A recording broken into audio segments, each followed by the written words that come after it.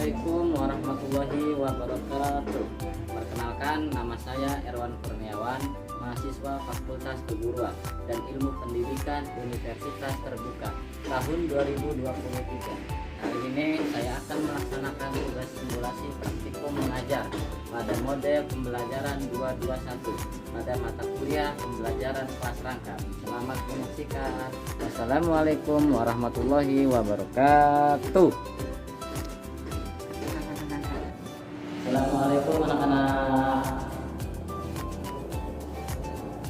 Baik, gimana kabarnya anak-anak hari ini untuk kelas 3 dan kelas 4? Semuanya pada sehat-sehat semua ya? Alhamdulillah.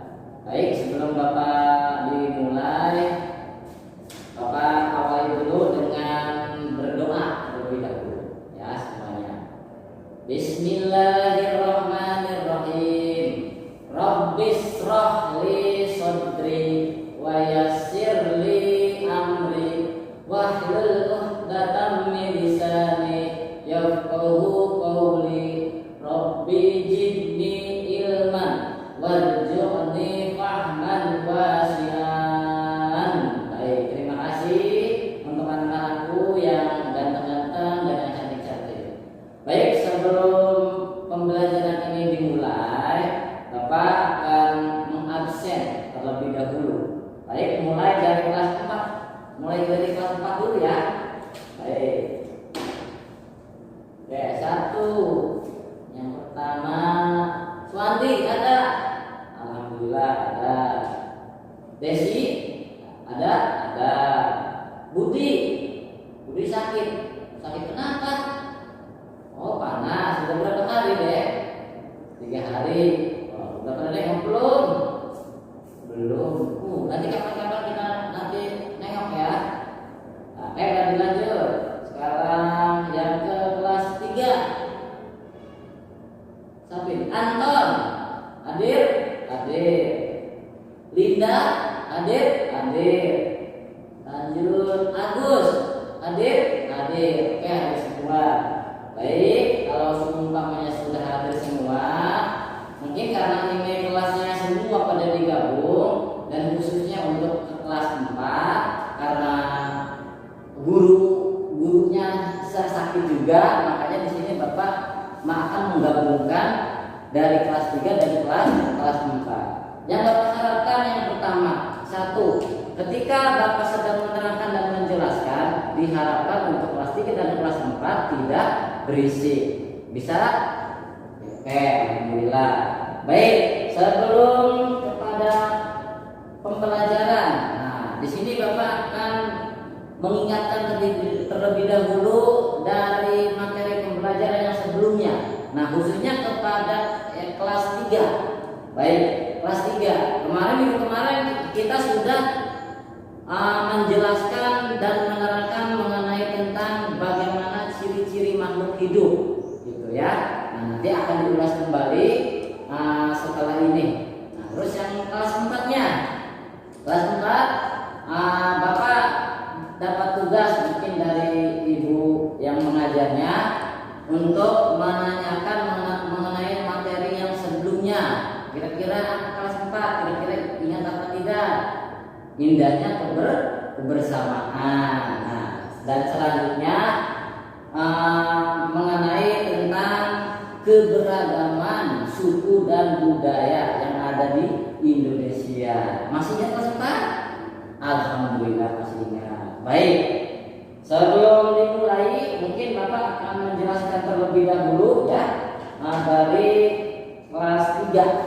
Nah, kelas 3, ciri-ciri makhluk hidup. Waktu itu kita sudah membahas tentang ciri-ciri makhluk hidup itu mengenai tentang bagaimana perkembangan dan pertumbuhan makhluk hidup. Nah, perkembangan dan makhluk hidup itu ada di mana saja? Yaitu terdapat di manusia itu tersendiri seperti kita ini. Nah, terus yang keduanya di hewan dan yang terakhirnya di tumbuhan. Masih ingat? Masih.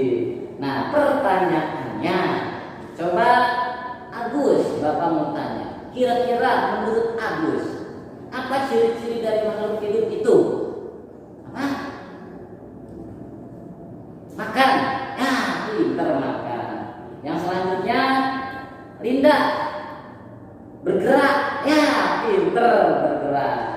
Terus ada lagi ya peka, yang terakhir itu peka terhadap rangsangan. Baik, terima kasih kepada kelas 3. Alhamdulillah semuanya materinya diingat. Nah, baik, sekarang yang ke kelas 4 ya. Tolong diperhatikan untuk yang ke kelas 4. Coba Bapak mau tanya dulu kepada kelas 4 ya, Pak. Kelas 4. Bagaimana dari sebentar ya, ini Bapak lagi